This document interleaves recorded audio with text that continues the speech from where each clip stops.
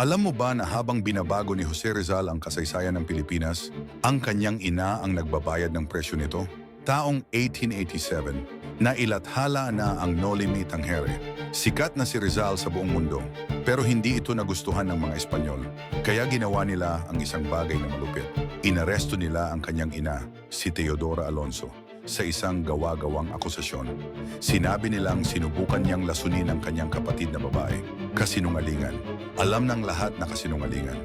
Pinilit siyang maglakad ng maraming kilometro papunta sa kanyang paglilitis. Ikinulong siya. Dinanas niya ang lahat ng kahihiyan at pagdurusa.